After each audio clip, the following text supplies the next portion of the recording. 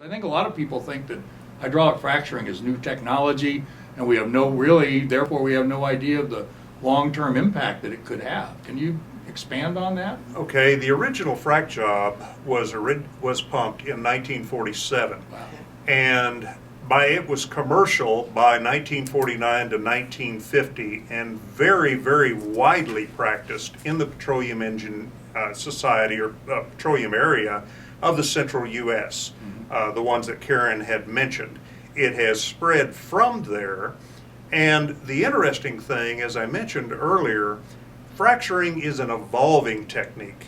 It was fractured, again, water, sand, a minor amount of chemicals in the original 1950s wells, but as we moved into lower permeability areas such as tight gas in the 1970s, the fracturing evolved to fit that niche, and then when we moved into the shales, the fracturing evolved again, and together with a combination of horizontal wells, we were able to reduce the actual well count by a factor of 5 to 10 over the vertical wells.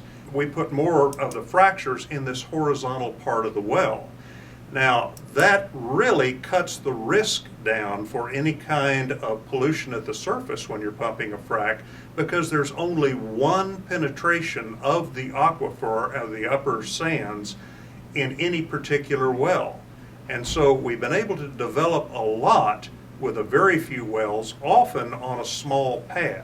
We're trying to cut down the conflict and the footprint, and by doing so, we have developed several areas in which the total footprint was cut by over 90% as we've grouped wells together and taken advantage of a lot of new technology that's come on to help us do this. But the bottom line is that fracturing has changed marginally over this time.